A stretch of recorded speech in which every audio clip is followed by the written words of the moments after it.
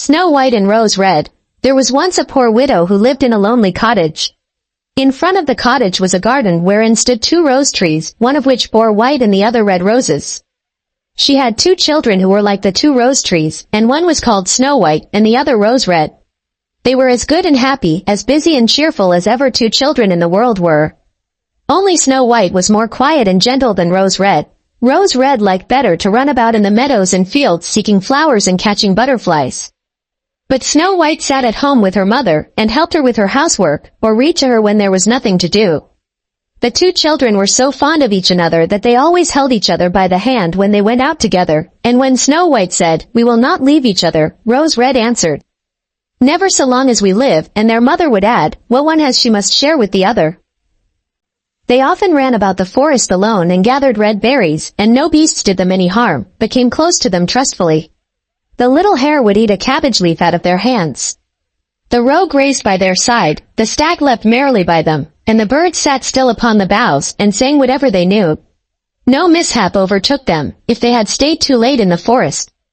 And night came on, they laid themselves down near one another upon the moss, and slept until morning came, and their mother knew this and had no distress on their account. Once when they had spent the night in the wood and the dawn had roused them, they saw a beautiful child in a shining white dress sitting near their bed. He got up and looked quite kindly at them, but said nothing and went away into the forest, and when they looked round they found that they had been sleeping quite close to a precipice, and would certainly have fallen into it in the darkness if they had gone only a few paces further. And their mother told them that it must have been the angel who watches over good children. Snow White and Rose Red kept their mother's little cottage so neat that it was a pleasure to look inside it. In the summer Rose Red took care of the house, and every morning laid a wreath of flowers by her mother's bed before she awoke, in which was a rose from each tree. In the winter Snow White lit the fire and hung the kettle on the wrekin. The kettle was of copper and shone like gold, so brightly was it polished.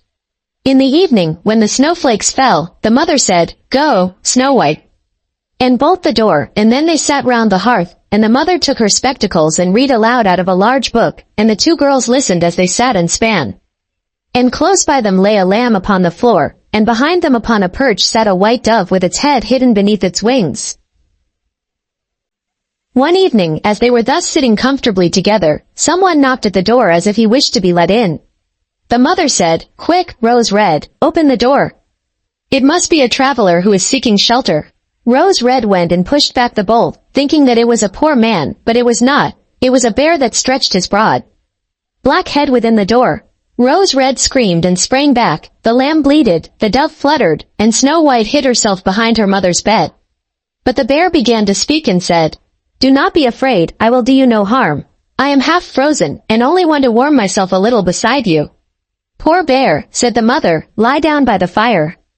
Only take care that you do not burn your coat." Then she cried, "Snow White, Rose Red, come out, the bear will do you no harm, he means well." So they both came out. And by the lamb and dove came nearer, and were not afraid of him. The bear said, "Here, children, knock the snow out of my coat a little." So they brought the broom and swept the bear's hide clean, and he stretched himself by the fire and growled contentedly and comfortably. It was not long before they grew quite at home, and played tricks with their clumsy guest. They tugged his hair with their hands, put their feet upon his back and rolled him about. Or they took a hazel switch and beat him, and when he growled they laughed. But the bear took it all in good part, only when they were too rough he called out, "Leave me alive, children, Snowy White. Rosy Red, will you beat your lover dead?" When it was bedtime and the others went to bed, the mother said to the bear, "You can lie there by the hearth, and then you will be safe from the cold and the bad weather." As soon as day dawned the 2 children let him out, and he trotted across the snow into the forest. Henceforth the bear came every evening at the same time, laid himself down by the hearth, and let the children amuse themselves with him as much as they liked. And they got so used to him that the doors were never fastened until their black friend had arrived. When spring had come and all outside was green, the bear said one morning to Snow White, "Now I must go away, and cannot come back for the whole summer." "Where are you going, then, dear bear?" asked Snow White. "I must go into the forest and guard my treasures from the wicked dwarfs. In the winter, when the earth is frozen hard, they are obliged to stay below and cannot work their way through. But now, when the sun has thawed and warmed the earth, they break through it, and come out to pry and steal, and what once gets into their hands and in their caves does not easily see daylight again." Snow White was quite sorry for his going away, and as she unbolted the door for him, and the bear was hurrying out, he caught against the bolt and a piece of his hairy coat was torn off. And it seemed to Snow White as if she had seen gold shining through it, but she was not sure about it. The bear ran away quickly, and was soon out of sight behind the trees. A short time afterwards the mother sent her children into the forest to get firewood. There they found a big tree which lay felled on the ground. And close by the trunk something was jumping backwards and forwards in the grass, but they could not make out what it was. When they came nearer they saw a dwarf with an old withered face and a snow-white beard a yard long. The end of the beard was caught in a crevice of the tree. And the little fellow was jumping backwards and forwards like a dog tied to a rope, and did not know what to do. He glared at the girls with his fiery red eyes and cried, "Why do you stand there? Can you not come here and help me? What are you about there, little man?" asked Rose Red. "You stupid, prying goose," answered the dwarf. "I was going to split the tree to get a little wood for cooking. The little bit of food that one of us wants gets burned up directly with thick logs. We do not swallow so much as you coarse. Greedy folk, I had just driven the wedge safely in, and everything was going as I wished, but the wretched wood was too smooth and suddenly sprang asunder. And the tree closed so quickly that I could not pull out my beautiful white beard. So now it is tied in and I cannot get away, and the silly, sleek, milk-faced things laugh. Ugh, how odious you are." The children tried very hard, but they could not pull the beard out, it was caught too fast. "I will run and fetch someone," said Rose Red. "You senseless goose," snarled the dwarf, "why should you fetch someone? You are already too many for me, can you not think of something better?" "Don't be impatient," said Snow White. "I will help you," and she pulled her scissors out of her pocket and cut off the end of the beard. As soon as the dwarf felt himself free he laid hold of a bag which lay amongst the roots of the tree, and which was full of gold, and lifted it up, grumbling to himself, "Uncouth people. To cut off a piece of my fine beard. Bad luck to you." And then he swung the bag upon his back, and went off without even once looking at the children. Some time after that Snow White and Rose Red went to catch a dish of fish. As they came near the brook they saw something like a large grasshopper jumping towards the water. As if it were going to leap in. They ran to it and found it was the dwarf. "Where are you going?" said Rose Red. "You surely don't want to go into the water?" "I am not such a fool," cried the dwarf. "Don't you see that the accursed fish wants to pull me in?" The little man had been sitting there fishing, and unluckily the wind had twisted his beard with the fishing line. Just then a big fish bit, and the feeble creature had not strength to pull it out. The fish kept the upper hand and pulled the dwarf towards him. He held on to all the reeds and rushes, but it was of little good. He was forced to follow the movements of the fish, and was in urgent danger of being dragged into the water. The girls came just in time. They held him fast and tried to free his beard from the line, but all in vain. Beard and line were entangled fast together. Nothing was left but to bring out the scissors and cut the beard, whereby a small part of it was lost.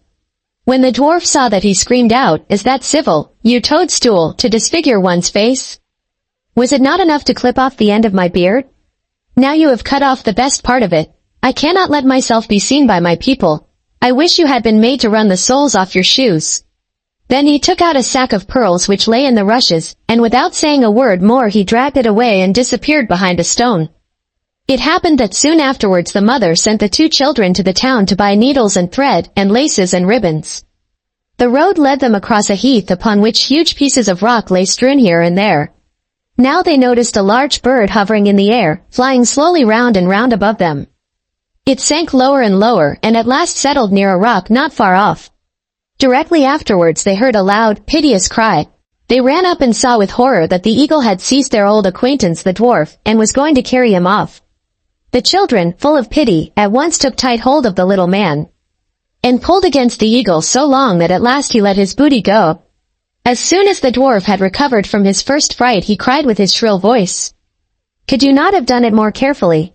You dragged at my brown coat so that it is all torn and full of holes, you helpless clumsy creatures." Then he took up a sack full of precious stones, and slipped away again under the rock into his hole. The girls, who by this time were used to his thanklessness, went on their way and did their business in the town. As they crossed the heath again on their way home they surprised the dwarf, who had emptied out his bag of precious stones in a clean spot, and had not thought that anyone would come there so late.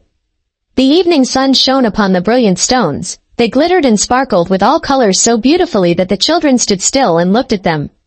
"Why do you stand gaping there?" cried the dwarf, and his ashen-gray face became copper-red with rage. He was going on with his bad words when a loud growling was heard, and a black bear came trotting towards them out of the forest. The dwarf sprang up in a fright, but he could not get to his cave, for the bear was already close.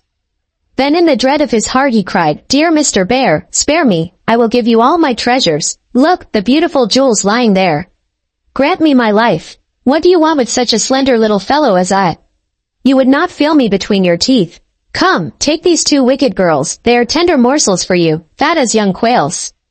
For mercy's sake eat them." The bear took no heed of his words, but gave the wicked creature a single blow with his paw, and he did not move again. The girls had run away, but the bear called to them, "Snow White and Rose Red, do not be afraid. Wait, I will come with you." Then they knew his voice and waited, and when he came up to them suddenly his bearskin fell off, and he stood there. A handsome man, clothed all in gold. "I am a king's son," he said, "and I was bewitched by that wicked dwarf, who had stolen my treasures. I have had to run about the forest as a savage bear until I was freed by his death. Now he has got his well-deserved punishment." Snow White was married to him, and Rose Red to his brother. And they divided between them the great treasure which the dwarf had gathered together in his cave. The old mother lived peacefully and happily with her children for many years.